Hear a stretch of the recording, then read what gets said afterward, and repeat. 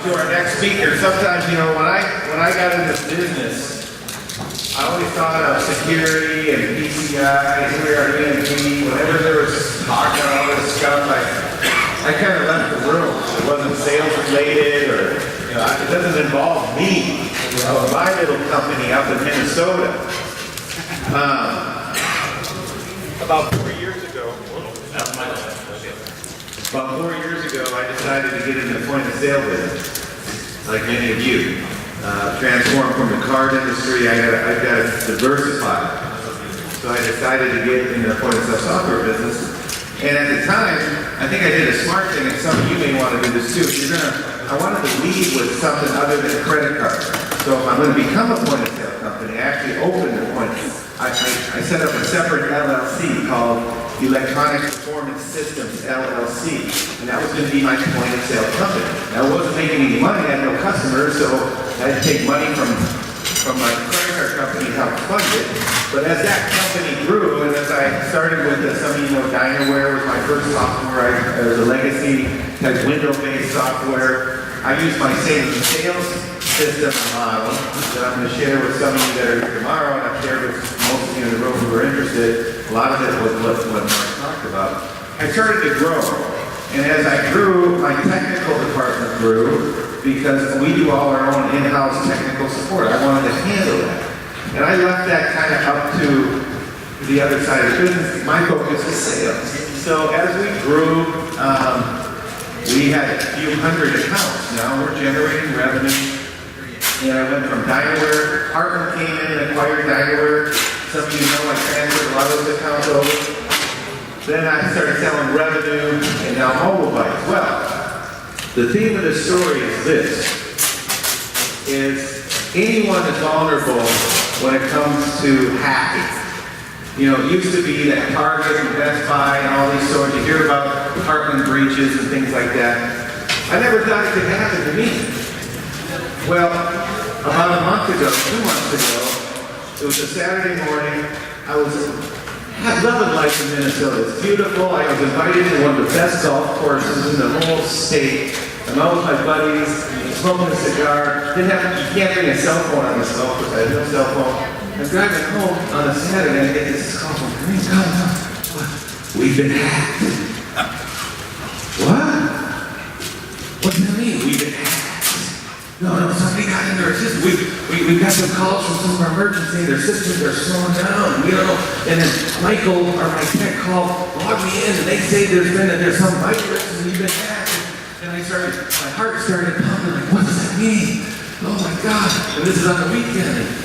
And so that night, you know, I didn't know what to do. Now it's Sunday. I wake up this morning. We got to find out what's going on here. So I don't know who to talk to. I'm all alone. So I said, well, I'm going to have to call Hunter. I call Hunter. Hunter, we've been hacked. What's that? As a business owner, what's the worst thing that can happen? Oh my God. Well, Hunter goes, well, the average merchant could be sued up to $22,000 to $25,000. How many merchants? And then go, this is $1 billion. Let's file like bankruptcy. Put the house on the market. This is a bad deal. I've only been scared twice in my life from my business. This was one of them. So I'm like, oh my God. Who do I talk to? Well, there's this guy named, Mark Shellhart. He spoke at the RSTA on this issue. Weren't you in the room? I go, no, I left the room. I wasn't interested in that. So I missed this presentation. But give me his number. I got to tell you. He goes, yeah, he's what it's called his company deals with this, and it's what's called a PFI. I never heard what a PFI was. What's a PFI? So I need some guidance here. So Hunter, and I think Mark was on his anniversary. I think he was going out to dinner with his wife. It was a Sunday, and I'm panicked. Mark, this is it. I'll call you and tell you. And then Karima, my wife, who manages, she's involved. Mark. We were very fortunate to talk to Mark, that he let us, here's the deal, guys, here's what you need to do. And we instantly started scanning all of our computers. And now let me tell you one thing about, I know we had some things to say about MasterCard out here as far as how they work. I'll tell you one thing.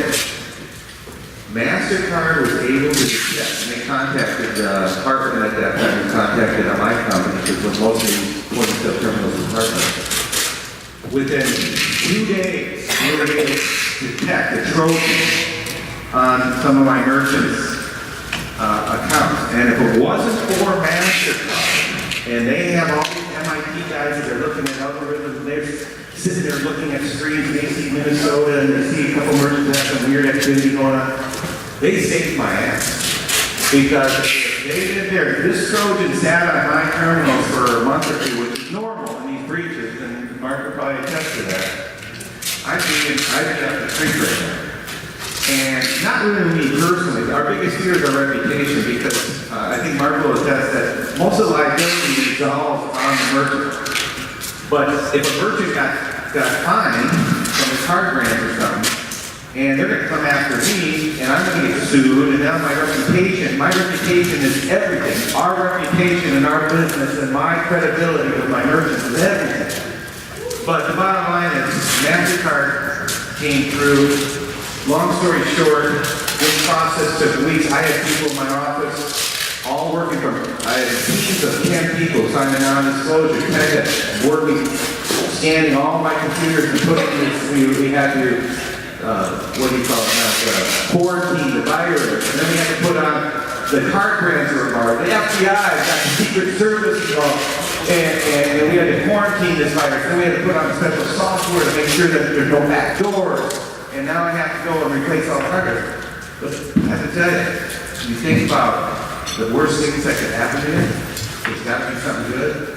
I'm actually almost glad that happened to me. Because my company is so much better today as a result. Luckily, again, I'm not going to get a no, from what I can tell, the card grants isn't doing any fines or anything like that. So I came out with my merchants, there wasn't a lot of activity as far as compromising on cards that we're aware of. But the bottom line is, as a result of all that, it cost us about $100,000. My company is better than it's ever been before. So a lot of it, Mark had walked us through this whole process. So I asked him to come to this meeting. I said, we're not all like me. We're not all point of sale. We all go through our installation. But this also goes into other aspects of any of the our terminals and PCI. So I wanted to go through some ideas here today and just give us some information. We're going to have some Q&A on this issue. But if you ever think that it's not going to happen to you, let me tell you, think again. With that said, Mark Scheller from Sickich is also a consulting company. They can actually come and they came into my office and they did a forensics and what do I need to do, what kind of firewall, to make sure that this doesn't happen ever again to my company. With that being said, Mark, it's all yours.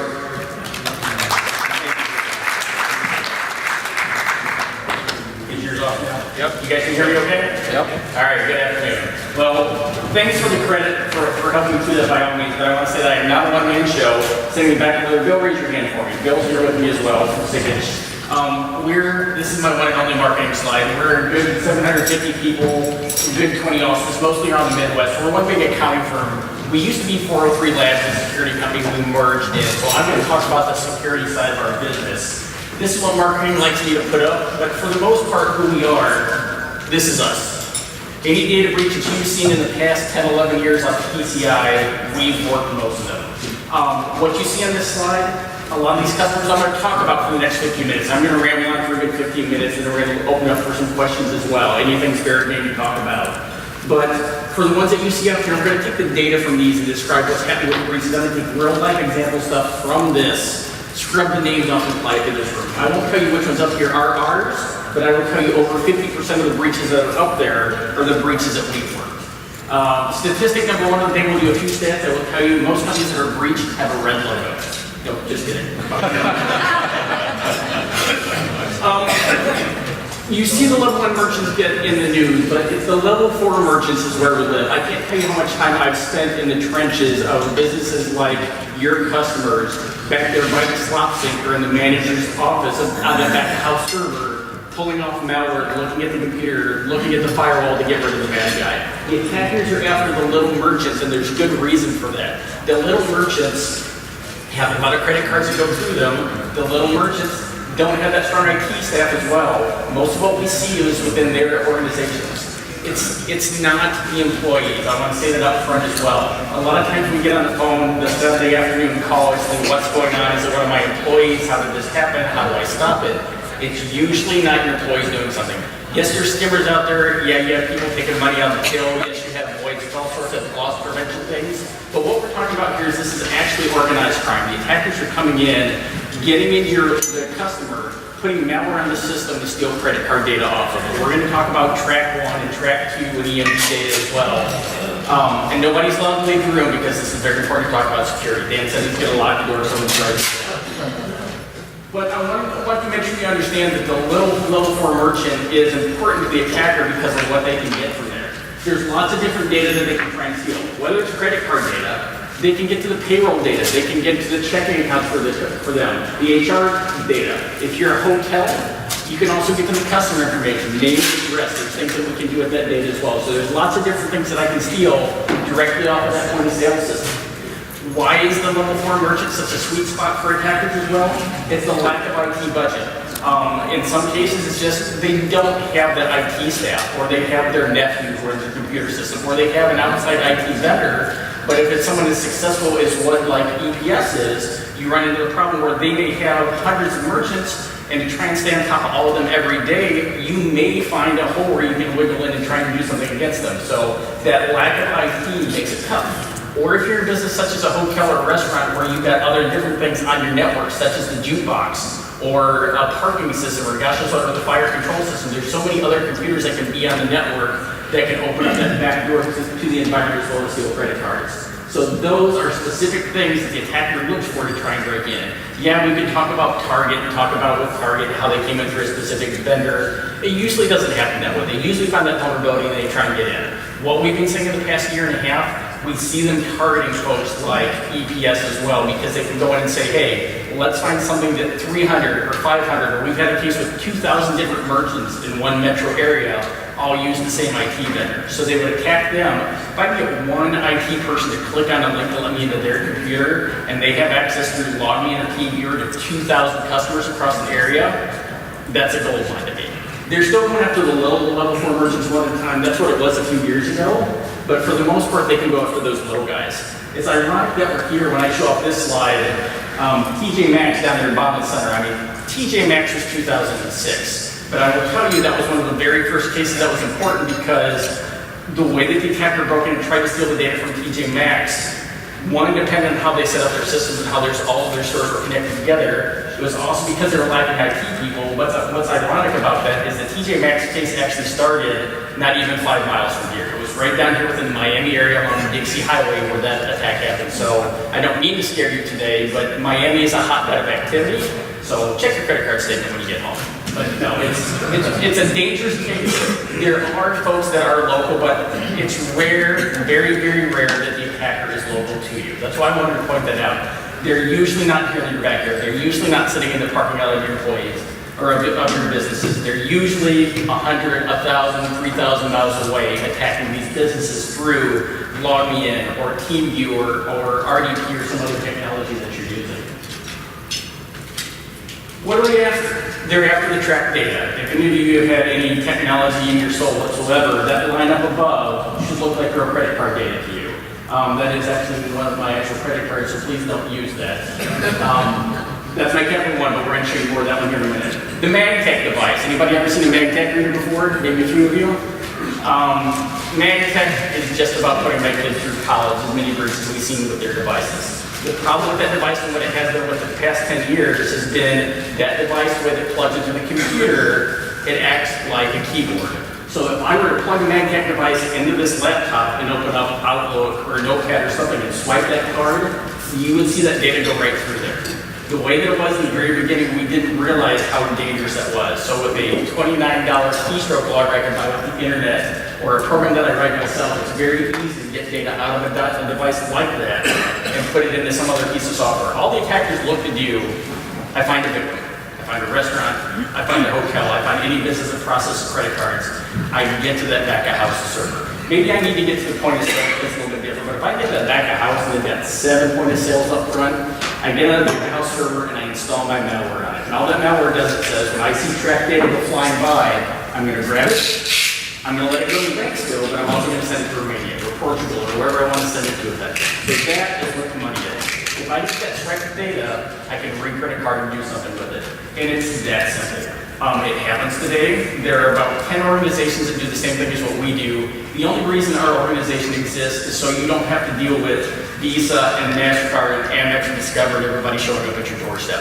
We show up, do the investigation, lock the bad guy out, help the Secret Service, help FBI, help the merchants get back on their feet. But then report back to the card grade to say everything is clear now and the breach is over at that time.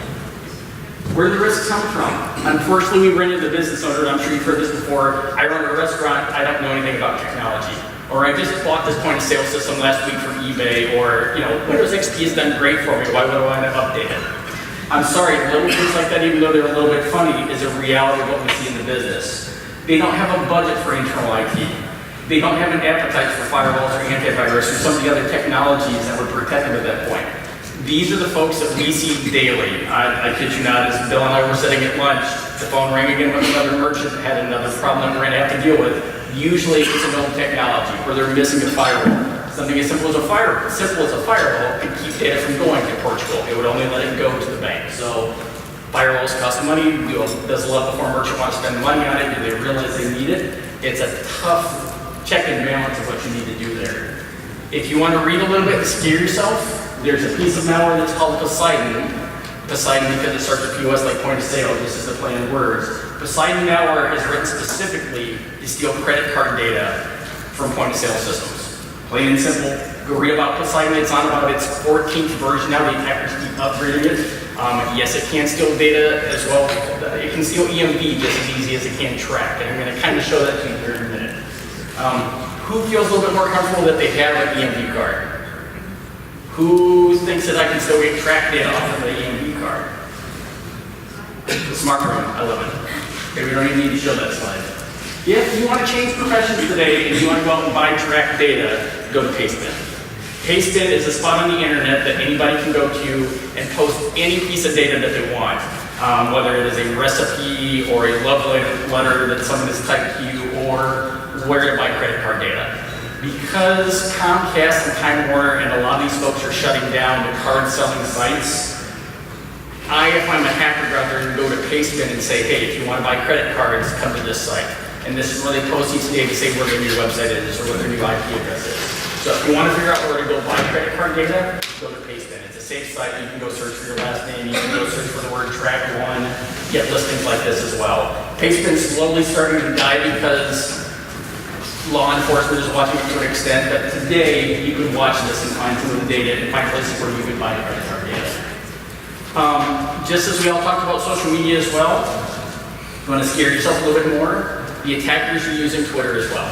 JM511, someone that we've watched for quite some time, he loves to break into big corporations or into universities, steal their data, show how vulnerable they are, and then actually post their usernames and passwords and some of their data up on Twitter. Why does he do that? One, to brag. Two, I think after he steals his data, our logic is once he posts it, another 1,000 people go to that same university to look at their systems, and the logs just bury what he did at that point. But if you want to chuckle or you want a little bit of scare, go watch what he does. This is a screen that we pulled, I think, back in March from a real university where he actually pulled down the entire database of all their students at that point, using a free tool off the internet, something called SQL Map.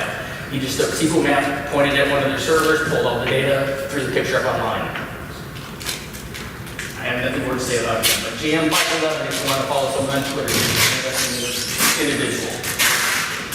Malware itself is getting a little bit more difficult for us to track. In all honesty, Poseidon's been around long enough that Poseidon's been around since Dairy Queen, since the UPS breach, since many others from 3 years ago. We know how to see it, we know how to stop it pretty quickly, but it is changing, it is morphing. The attackers are changing their tools and stepping up their game, so as we find malware, they either make it tougher for us to remove it, or they slightly modify it so the antivirus programs out there don't even realize that it's there. We've run into cases recently where Malwarebytes has done a great job for us, another product would do great for us, but because the attackers change the footprint of their malware, it's very difficult to find. We had a case, I think this past November, where the only thing that was left behind on the machine, there was no other files on the machine. The attacker had malware that ran specifically in memory, so when the machine was rebooted, it would go away.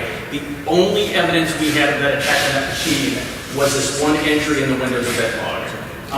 If you can read the small print up there, there's one line up there that says run PowerShell and run this encoded command. That encoded command up there basically says connect to this server in Spain, download the rest of the malware, and then attack the other 4,000 machines on this hotel network. It's a beautiful piece of code, but it took us forever to find the one machine where they were doing this work from. So when we preach all the different controls about PCI and what you need to do, it's tough. You don't want to spend the money on it, but how you prepare for something like this. These attacks are real. These attacks using PowerShell and using Metasploit, some of these other attacker tools that are out there, they're real. You don't see it day to day because nobody necessarily wants to talk about it, but these types of attacks is what our part of the organization does daily. Folks are being hit with these types of attacks. People looking for data like you see in Equifax, or you see the data of the credit cards, or hospital data, you name it. PowerShell is where it's at today. What can I do to fix it? Mark, you stood up here and scared us a little bit and talked about it. What do we need to do to make it better? Help your customers get off the old technologies. Get rid of Windows XP. Get to Windows 10.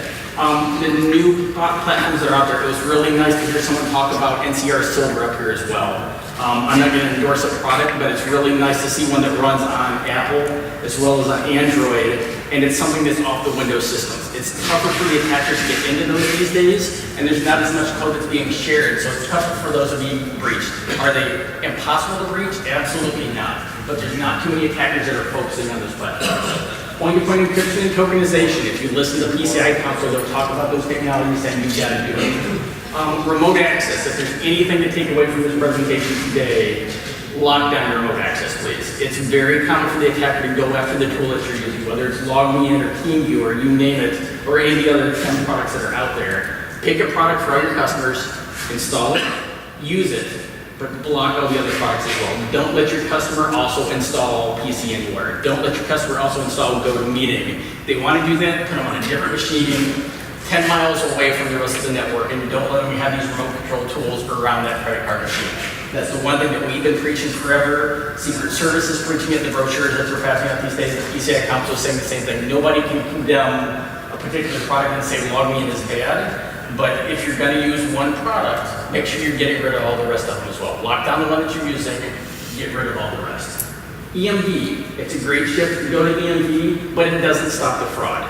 If you use EMV instead of tracked data, the nice thing is, yeah, EMV still has the tracked data on it, but I can't reprint cards at that point. So there's something in the EMV that changes the numbers just a little bit for each transaction. Yeah, the attacker can steal EMV from a restaurant and then use it for online ordering, but they really can't reprint cards at that point, and that is the majority of the attacks that we're seeing these days. Train your technical staff. The QIR program is endorsed by the PCI Council. What the QIR program is really about is training the IT staffs of the integrators and the resellers so they understand these attacks and talking with PFIs and understanding this is what I need to do to protect my customers. This is what I need to do to make sure that I'm not skipping steps when I install something. Because I'll be honest, when Digital Dining rolls out a new system or Aloha from 5-6 years ago, the default password in Aloha systems was hello for at least 10 years. Shame on them. Yeah, they had a piece of paper that says when you install Aloha, you should change the password. But most installers out there just went next, next, next, next, finish, and left Aloha the way that it is. So there's lots of security vulnerabilities that are out there that program would help technicians understand and say, let's get rid of what's there. Let's talk about EMV for a moment. I'm not going to ask anybody else to share their card. I will use one of my own. Unless someone wants to volunteer to use their credit card. My laptop here is got a smart card reader in the side. I'm not even going to do any magic tricks up here, but I'm going to take a simple program called CardPeek, which anybody can download for free. Get CardPeek up here and get on the right screen so you can see it. All right, there's CardPeek. Sorry. Too many screens at once. Let me get this where you can see it. If I'm rather screen, sorry. There it is. So there's CardPeek. Don't care what's the other screen. Sorry, I can't get my mouse there. Gotta be smarter than the presentation. Try that one more time. I apologize. CardPeek. screen. All right, there we go. Debit card with the chip in it. Put it in the reader on my machine. Magically, come up here to analyze it. I can say EMV and let it read my card. There's a whole bunch of data jumping down. There's a good 400 lines of data that's coming off of my card here. And it should pop up and ask me, hey, do you want to run the specific data off of this card? And here's everything that it found on my card. If I come down here to, I can see that the card type is a MasterCard. I can see the preferred name off the card. I go down a little further. It tells me cardholder verification is supported, the type of terminal that it is. If I go down a little bit further though, I get that the type of dollar amount is US dollar. I get the expiration date off of the card. There's actually my PAN number, application PAN is right there. If I go a little bit further, I should have card verification method and let's do it. Record 2. There's cardholder name and there's track 2 equivalent data right in the blue line. So the same track data that is on my card whenever I swipe in the magnetic is on the EMV chip as well. We all talk about EMV is going to encrypt things and make it better. EMV doesn't necessarily encrypt in the method of what people think. A lot of people think that EMV is going to save the day. EMV by itself is not going to fix the problem. So that 5178058 number in the middle there, I apologize if it's a little small, right in the middle there's a D, and right after that is my expiration. That 201 number tells me that it's a chip card, and then the numbers after that is the rest of my track data. So if I can get my hands on that, I can't reprint another card and go shopping with it, but I could most certainly take that data, use that data to go shopping online for sites that don't have CVV. Or I can pay a few dollars and I can bulk test that card and I can figure out the CVV value. I can pay the hacker underground to find out that data. It's not a difficult thing to do. So don't let someone fool you and tell you that EMV is going to solve all of our problems. By itself, it is not the entire answer, but it's one of the layers of security that we need to look at. How can you bring other value to your customers? From a sales organization, how do you sell security without selling fear? There's lots of different things that you can do that we could potentially help you out with as well. But there's lots of different markets you can get this from. We do have other integrators and other organizations out there that are actually selling firewalls. They're not $1,200 devices these days where you have to pay $500 a month. You could potentially be upselling firewalls to your customers and say, hey, you need a firewall, this is a low price one. And if you do it correctly, you can shift liability. You can have that contract where the firewall vendor is now taking on some of that burden. So if a breach does happen again, they're covered to a certain extent. Cyber insurance. Cyber insurance can be as cheap as $5 a month if it's bought in bulk and resold to your customers. You could potentially turn back around and mark that up and sell it to your customers as well. There's lots of different banking organizations that actually do that. There's some rules and regulations that you can't sell it by itself, but it has to be bundled with some other service, so there's some terms and conditions. But it's inexpensive, and it can cover some of what happens. And it's not something where they have to be PCI compliant these days for someone to buy it. As long as you have the coverage before the breach happens, you're covered very well. Antivirus. You can get to the point where antivirus is centrally managed and is deployed from the cloud. Antivirus companies can make it very easy for ISOs to resell it and mark it up a little bit and sell it as a service to your customers as well. Do you want the liability that goes with it? Maybe not, but if you're at the point where you're already invested, to the point where you're doing 17 other things for them, maybe the antivirus may not add any more liability than what you already had. Onboarding scans. If you bring up a customer that has 40 different locations, maybe you want to take 2 or 3 of those locations and scan them to see if their old vendors or their old technology people installed correctly. Maybe you want to have something in place that says, hey, we want to make sure that you're safe before we onboard you. Yes, you don't want to mess up the sale. Yes, you want to have them on board as quickly as possible. But bring down a customer that already has a breach on their systems. Let's talk about Whole Foods right now. I'm going to bet a nickel right now that Whole Foods was breached before the Amazon purchase, and Amazon pretty much just bought a breach at the same time. Do we know for sure? We'll wait for the news, but that's really the way that it smells to us. Do you take a store and scan it before you acquire a company, bring it in? Maybe a good idea at this point. Cyber training. Should you train the managers at a restaurant? Should you train employees at a restaurant to say, hey, this is what skimming this looks like, this is the customer doing a scam?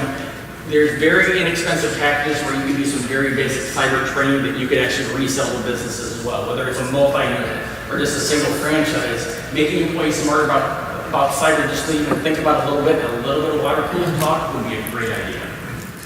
I'm on slides. Who has questions? Yes, sir. So how vulnerable are these are IP terminals? Desktop terminals, POS. The question is, how vulnerable are these IP terminals? I've been doing this for about 11 years now, and I have a great care for every point of sale system that's been breached. But probably only 2 from the IP terminals. It is very rare that someone's actually taken an IP terminal and breaking into them. It's very difficult to do. Once that data starts going across the wire, the way that the device is configured from the bank and sends it, very low risk. But if you have a terminal that is integrated into the point of sale system, where it's actually passing data to that point of sale and send it down the wire, there's big risks there. And we always challenge, who was the person that paired that point of that PCS device with that terminal?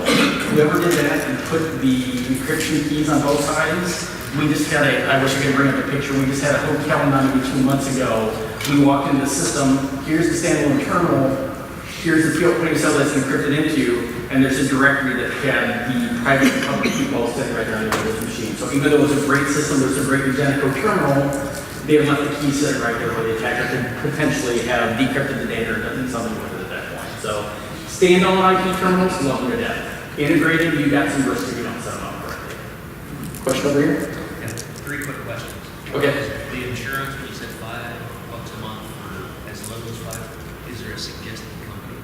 There is. That's something that would email me on the slide, just for the sake of time. There is a couple of different vendors that are out there, but we can help most certainly, depending on who you sell to and what you do, we can help you with that. Okay. And then second thing is QIR. Yes. In order to touch a terminal, to be able to deploy a terminal in a location and not have their IT guy, we're responsible for that, touching the device.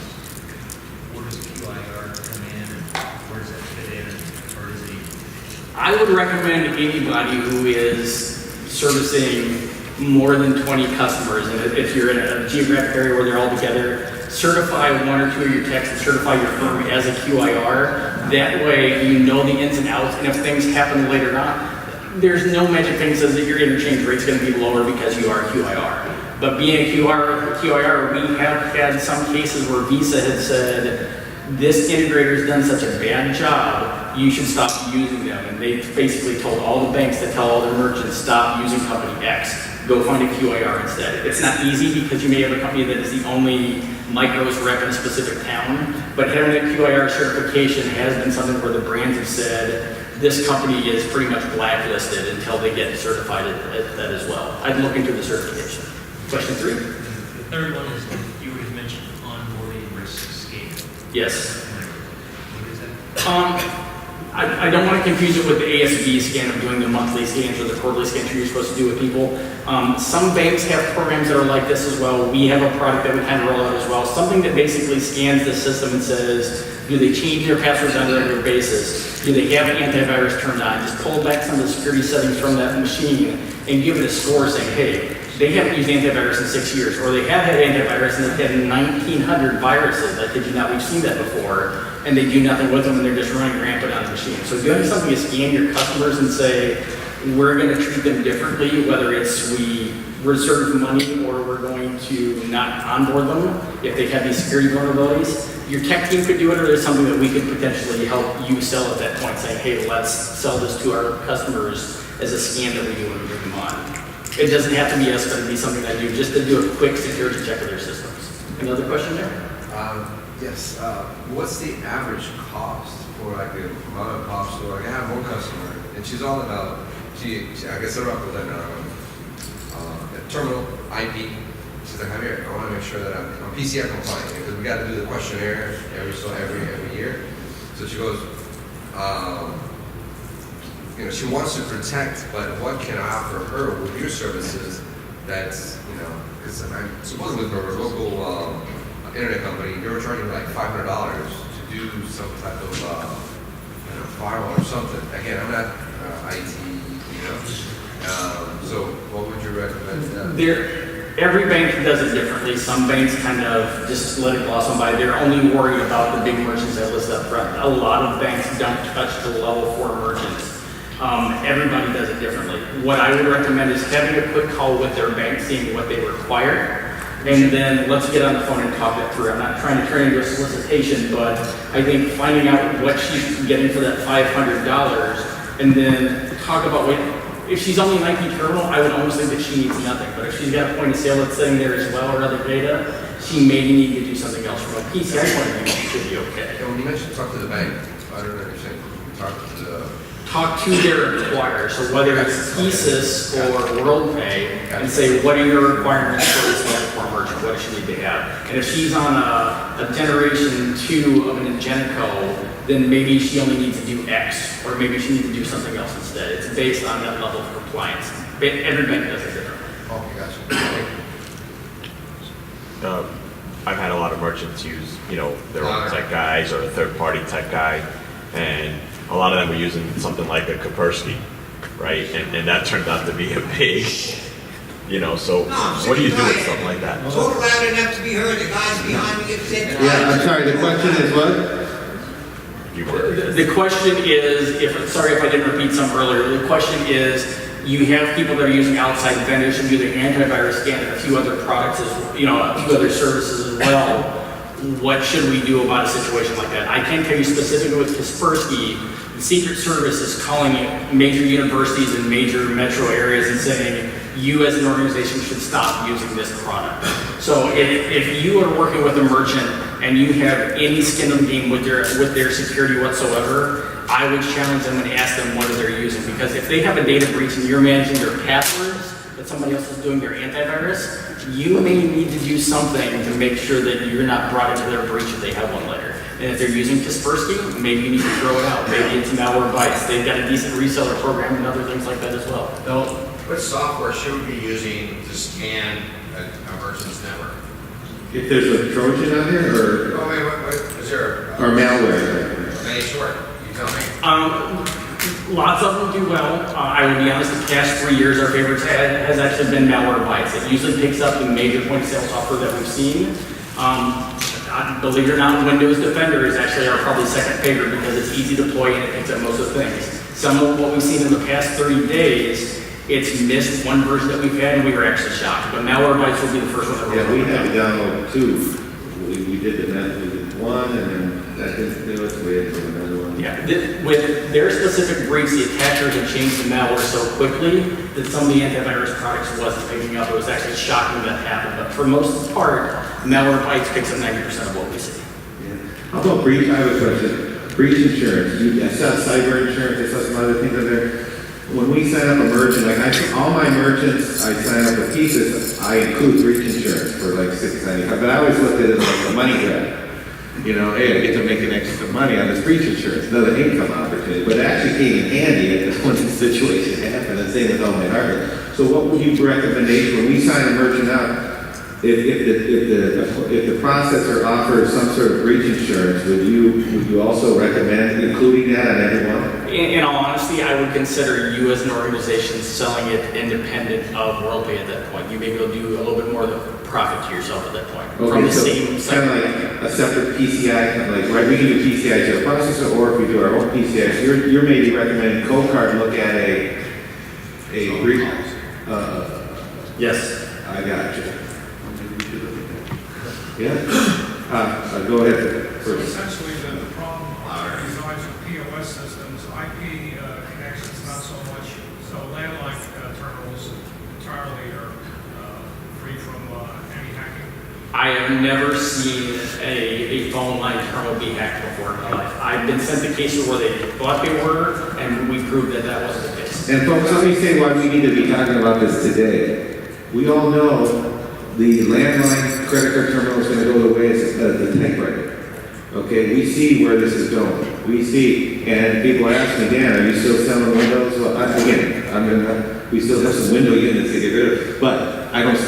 Obviously, because I'll never sell another Windows unit the rest of my life. Okay, but so the cloud is going to help, and I just want to reiterate. So if it's a cloud-based situation, it's a much safer environment. The only problem, that's a good question.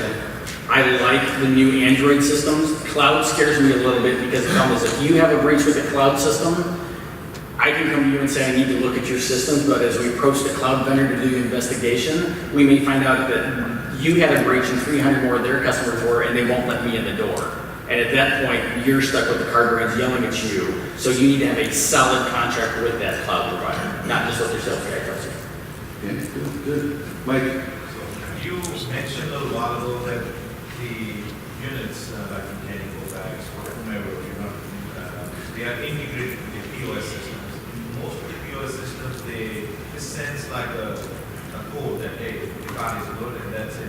Nothing else is exchanged. No card. What he's talking about, I think, Mike, let me still, I ran into this. What the first thing when I had this speech, what did this Trojan get? Did it get just the card number, or did it get the PIN number? Is that your question? You want to know? He's talking about semi-integrated when there's no card data transfer. Yeah, sorry. Communicating data to the PC because it's only sending a signal to the, or kind of a token that, hey, the card is good, but no card numbers and nothing is exchanged. If you get a system where the card data is going directly to the bank and just handing back an approval code, That's it. that's great. Those are absolutely great. But where someone comes and says, well, we can also pass the track data through and then we'll at the point of sale do the tokenization and send it out over the wire, that's the big danger zone at that point. So as long as that system doesn't send that data, you should be fine. The other scary part though is when that system wakes up, if it talks to the point of sale to say, hey, I want to get a new version of my software, is there any other software we want to load on? You couponing or ask questions like, hey, do you want to donate $1? Eventually we're going to see the attackers use that channel, get in there as well. So I wish there was never that bridge between the two because someone's going to get hit by that someday. What about NFC transactions? I was told somebody said that they can be captured. I was told that NFC was the most secure transaction.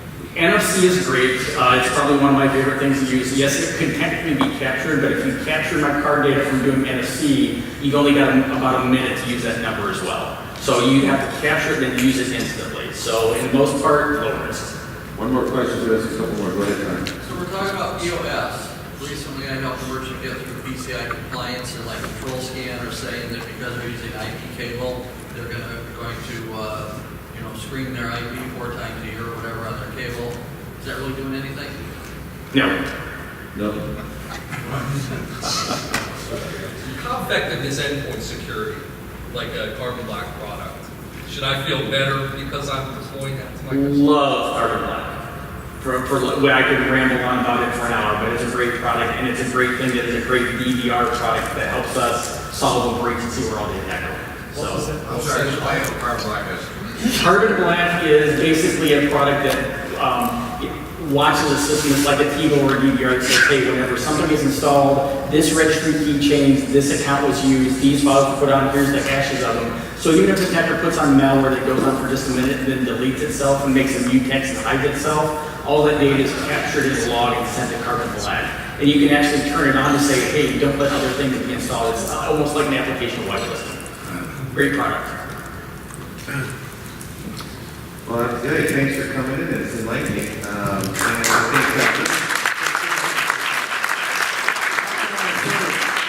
I think for those of you, when we go to RSP, I know we've been, because we have a booth, but for those of you members now, if you want to dive in and you're going from selling terminals now to selling integrated payment systems and all this value-added stuff we're selling and point of sale, some of us have transitioned, some of us are going that direction. Actually, Hunter, you want to tell them a little bit about RSPA real quick? Sure. How to become a member? Because I think you should go, because this stuff is, you learn about this stuff we normally wouldn't learn in our industry, but go ahead. So one of the other hats that I wear is on the executive committee for RSPA. And in that role, along with Mike Seymour out here, we sit on the PCI Council Board of Advisors, which is really an organization or an entity that has a high-level interaction with the PCI Security Council and gives us some insight into what's happening in the data compromise and the breach and the the whole world of credit card or payment security. And really, one of the most important things with bringing Mark in here is that we should all realize that this is a real risk for us and for our businesses. And we should be thinking about what is it that we can do, what should we do next to attempt to make our businesses more secure and our customers' businesses more secure. We, in the RSPA world, we're rallying around the concept of not me. And I love Dan dearly, and I'd like to emulate him in many ways, but I really don't want to be like him. I don't want it to be me that becomes a common point of data compromise. So.